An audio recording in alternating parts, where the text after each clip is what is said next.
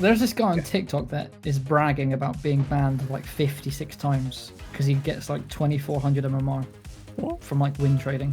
Oh wow. I thought you were gonna say he was like so toxic. I thought he was like the Vinny Jones of Rocket League. He just goes in and just like smashes everyone. Yeah, that makes no sense. So you can't even play the game. So all you do is win trade and then get banned. That makes it, what's the point of that? Yeah. OSM, but like even worse. Yeah, exactly. Well, you might as well just learn to play. Like the amount of time it takes to make a count, win. What? Yeah, at least OSM actually learned how to play afterwards. But this guy on TikTok, there's a guy that like streams and he's like rank 6 and he won't play a game until you donate to him. And he won't show like his rank either. Even though he's like rank he's rank 6. Like, what do you mean he's rank? Oh, like is in like top 6 in the world? Yeah, rank 6 in the world. For what? For what playlist? 2s. What's his name? But like Dylan Vibin. Dylan like Vibin. DXLYN Vibin. I've never heard of him. So he can't. So he won't play a game until you. Yeah, you donate like $10 to him, and then he'll play a game. What happens if you never play? Like, they pay him Yeah, he just sits in free play all day. Going for like quadruple resets. Yeah. What? I don't know. Why? Is he legitimately that rank though, preset? Like, is that legit? I have no idea. I only stayed on it for like 20 seconds, and I was like, "Is this guy insane?" Who was it? Was it me and you, preset? Or was it me and Shep? I'm just wondering now. Where there was that really toxic streamer and he hated being demoed and he would host ones tournaments. Oh yeah, it was me. Yeah, and so like he banned you, and then you told me about it because I love demos. Get me involved. So I went into the ones tournament, demoed him, and he just went mental. He just went so mad. He's like, demos are not even part of the game. Yeah. They're not part of the game. You have to really suck to demo. Me and Raid got almost banned. I had to report these guys to POQ because when I was like with POQ, when we used to do that Heat Seeker tournament. Yeah, and I'm like, and you just went. Yeah, I was like, Heat Seeker's so boring because obviously, you know, you just go on forever. So I was like, well, I'll just go kill them. And they got mad at us. They were like, you can't do that. You'd have to. They were like proper offensive, man. Like, it's just so crazy. It's strategy. I guess in Heat Seeker, I can kind of understand because there is literally absolutely no chance if you get demoed in Heat Seeker. But like it's still like a jammy thing to do. But at least like. Thanks for that.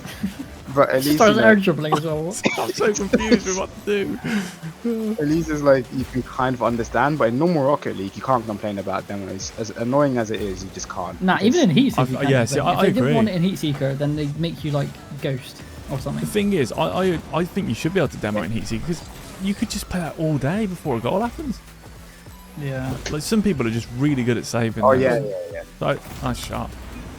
I think once the ball gets to a certain speed, you can't even demo it. Sorry. Unless it's a 2v2 Heat. Yeah, but the thing is, it was a 2v2, but the thing is, the ball only gets to a certain speed, don't it? It only gets to purple, and then it's just like top speed. Oh yeah. And I've seen people just rally that for like 20 minutes, and I thought, I'm not being in a tournament on the same game for 20 minutes. That's too much. I think, yeah, but then it goes off after like 7 minutes to go on like how many shots you have on target or something weird, or how many points you have.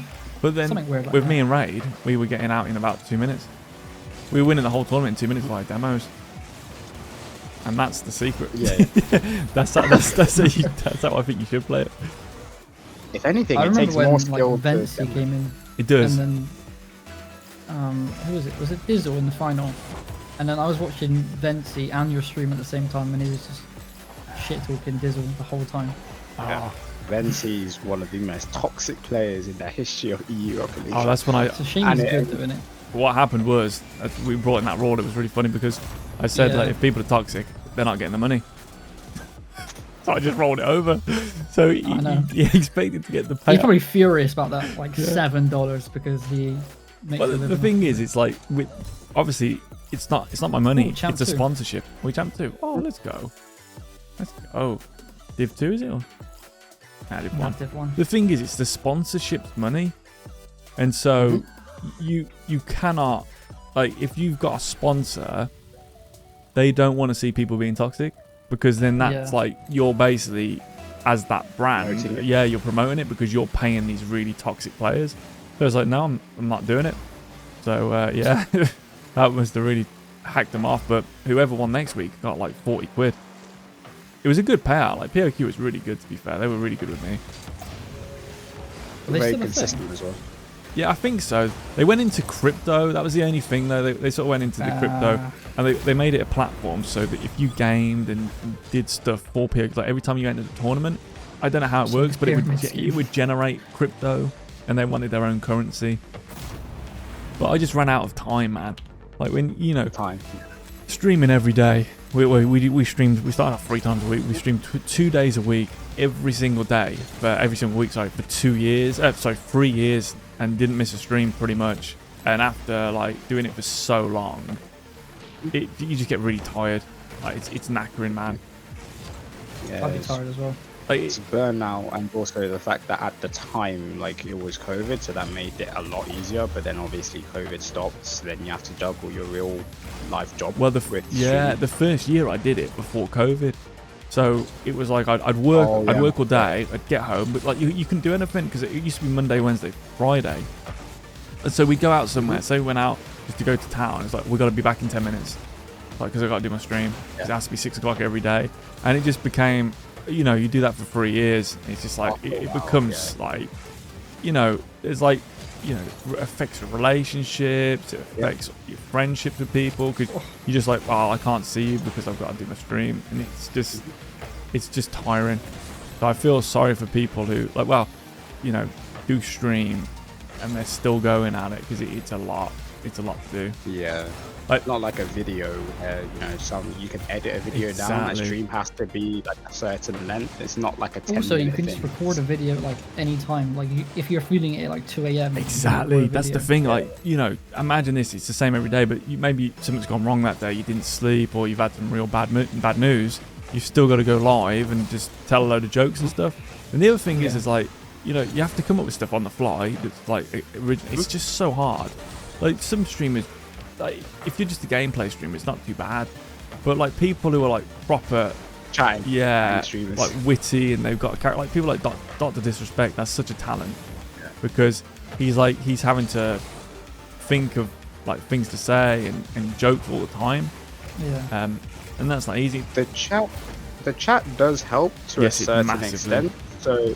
Well, massively. In fact, because obviously, when you come up with a topic, the chat can keep that topic alive for you. But it is about you coming up with a topic in the first place, and then still being engaging, so that your chat stays there. Also, sometimes the chat is like, especially new people, for some reason, like they always ask like the same questions. Can I play with you? Like, or they're just like really like self-centered, aren't they? Yeah, like, some people are. Watch me. I mean, in the end, I mean, you guys probably remember, but you know, after doing it for 3 years, your sort of tolerance really goes out the window. I'd ban people within 10 seconds. Like, I really would, because if they just come in and they were just being toxic, like in the past, you'd probably be like, oh, you know, don't be like that. But then you just get to a stage where you're just like, you know, I'm giving up all this spare time to give away money, which was what we were doing. And you got people being toxic, so insta ban. I think I must have banned so many people in the end. And you know, Max was one of my mods. He loved it. He was just like banning. He loved them. As soon as someone came in. That's why. I think in the end I made it. I even said like on the chat, if you typed on the chat, it said don't ask about trading a Fennec. I think we just had that as an instant ban in the end. You just got, it's just like, ugh. So many people just come in like wanting free Fennecs and stuff. Like, what would you mean? And the thing is, you weren't even like a massive streamer. Yeah, exactly. The people averaging 4,500 views a stream. Like, it's top. That's why. The other thing is, like you said, like, yeah, it's great. The chat's really good because the same with YouTube, man. Like the comments can really help a video because they can give you inspiration, they can give you ideas, they can give you things to talk about. But like with Twitch, you have to obviously be on at that. Oh, nice shot, Jesus! At that time, the whole time, but. You also get like just some of the things people try, and also jealousy comes in between streamers. It's a really weird, like, toxic environment. That's one thing I remember. I still don't understand why like so many people like ask you to play with them. Like, oh, please play a game with them. Like, I don't understand. Like, you're watching them for the reason that you like them. When you play them, you can't watch them anymore, can you? Well, I'll tell you this. So like I don't know why they want to play. The worst one was, right, and that Raid will remember this was the tournament, man, the first tournament where when you came into my channel, and we the very first the very one, first £50, yeah, the £50, and that was funded by me. So and you know you're not making any money streaming, by the way. Just let make that clear.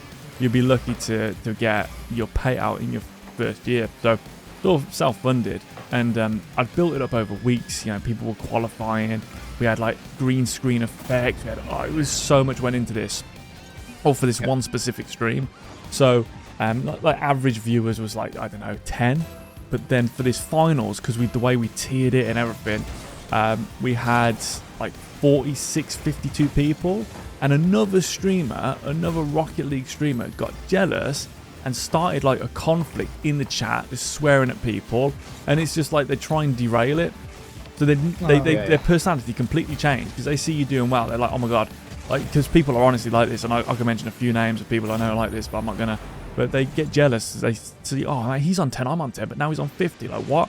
They don't see all the hard work that goes into it, and then all of a sudden they try and derail it and try and just be really toxic to people. I had to ban them. But the problem is the damage is done because you want to give them the benefit of the doubt.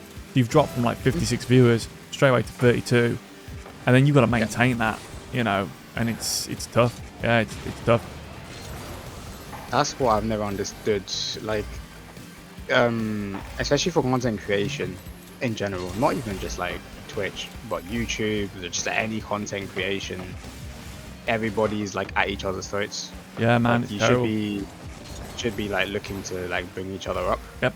And like collab with each other, like build each other up. Yeah, Dave, who did you say? Actually, probably don't want to say to you. So I had years ago. You guys probably heard of a guy called. Yeah. So message me, right? And this is going back. We had like 170 subscribers each, and he messaged me and he was like, "Oh man, I didn't know this about the game. I've still got the thing of the video. We should collaborate and blah blah blah. Send me a message." So I sent him a message on Twitch. I'm like, "Dude, I'd love to like collaborate because that's what I really want to do. I want to start collaborating with people, pick their brains, find out things from videos." And literally, I messaged him, and then his next video just like blows up, and he gets 12,000 views or something. And then the next day, it just keeps going up and up and up. And within the space of like 3 weeks, he went from 170 subscribers to like 50,000. And he never once responded to my stuff after he got big. Yeah. Just instantly just stopped responding. The ego. It was crazy. Money changes people. It does. It's like money and fame changes. It was terrible because really. Because I was like thinking, oh, this would be so good. We'll get this stuff, and then all of a sudden he had a bit of success, and like good on him, because that's you don't want to just keep making videos for nobody at the end of the day. So like then he wouldn't respond, and I'm just like, bro, you asked me because you were struggling, and like I agreed, and we were going to work together, and then the next thing. You just don't respond to anything, and then the thing is, you can just tell these people though, because they don't really enjoy the game, they don't really love the game, they just complain a lot about the game of Rocket League. Like now, like when SSL came in, he was the first person to say it's too much, it puts people off, just because he said that you couldn't say you were the same rank of a pro. Well, that's just someone who's deluded. I was Grand Champ when the pros were Grand Champs. You think I was near a pro's level? Do you know what I mean? Like it's stuff like that. Grand Champ Season 3. Yeah. Legacy Season 3. That does not mean I'm the same as. you imagine, like I'm the same rank as K-Dop. So basically, again, it comes out to that ego thing, like you said, that you can go and tell your mates that I'm the same rank as pros, but it's meaningless. What's it mean? Sorry. For real, it doesn't mean anything. So even when you get to top 100, it doesn't really mean. Yeah, you're not close. You're not even. Yeah, that's what people don't realize. That even if you're a consistent top 100 player, like you're not close. Sorry. Like there are so many like top 100 players that stream, really good like ball players that stream to like 5 viewers, because there's so much competition, and that's just streaming. Obviously, when you're playing in a tournament. There's so much competition, so it's really difficult, even as a top 100 player, to have like any sort of proper relevancy in the pro scene. Like not just like any random SSL. Like it's really, really difficult to be professional in esports. Yeah, I'll tell you this much: like streaming was one of the most rewarding things, but probably the hardest thing I've ever done. Yeah, it's like the it's obviously basically it must just be the consistency. It's a full-time job for like You know, you don't get anything. Like the great thing is I've obviously met so many great people, and like, you know, I got lucky because I met so many great people and so many great players. But it's a lot of work that goes into streaming for entertainment. Yeah, it's respect as well. Like huge respect to professional streamers, especially like ones that start off small and they don't have the like connections that some streamers do. Because obviously, you know, some people can, you know, average like, I don't know, like 3K views or something, but they didn't know somebody big. Yeah. So that really helps. You know, like when you start off from basically nothing, it's even more, you know, of a GG when you make it. You see a lot of things, man. There's so much shady practices when it comes to streaming. In like this sort of stuff in general, in all honesty.